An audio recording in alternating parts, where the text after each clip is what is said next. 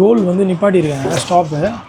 So time வந்து பார்த்துட்டிங்கன்னா 11:18ங்க. 18 மினிட்ஸில் வந்துடுச்சு. 11 o'clock தான் எடுத்தாங்க ரவுண்டு. நிறைய பேர் கோலில் இறங்குறாங்க.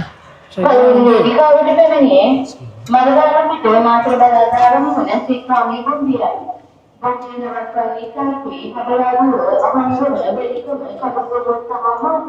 ஸோ பாருங்கள், ஃபுல்லாக ட்ரெயின் ட்ராக்குங்க. நிறைய ரூட் பிரியுது இங்கே கோஸ்டல் லைனில். ஒரு 2 to 3 minutes நிற்கும்னு நினைக்கிறேன். பார்ப்போம் வருங்க. அந்த ட்ரெயின் வந்து ஓல்டு இது போல் அந்த பெயிண்ட்லாம் உறிஞ்சிட்டு வருது.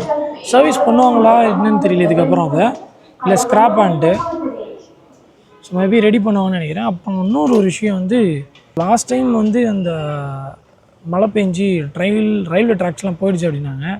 ஸோ நுவாரேலியா வரலான்னு ஐடியா பண்ணேன். பட் எனக்கு வந்து ட்ரெயின் அந்த மாதிரி தான் செட் ஆகும், பஸ்ஸு செட் ஆகாது ஹில் ஸ்டேஷனுன்றதுனால. ஸோ பார்ப்போம், ஹோப்ஃபுல்லி ஏதாச்சும் ட்ரை பண்ணி வர பார்க்குறேன் அந்த சைடு. பட் வரணும் இந்த டைம் கண்டிப்பாக நுவாரேலியா.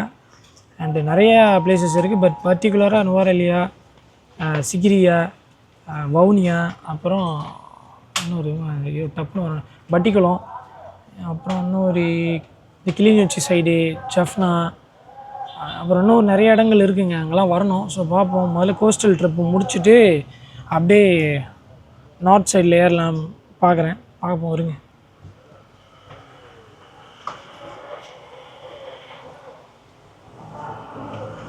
இந்த ஸ்நாக்ஸு வாட்டர் பாட்டில் ஏதாவது விற்பாங்கன்னு பார்க்குறேன். எதுவும் காணும் அப்போதைக்கு. அங்கே இறங்கி போய் வாங்கணும்னு நினைக்கிறேன்.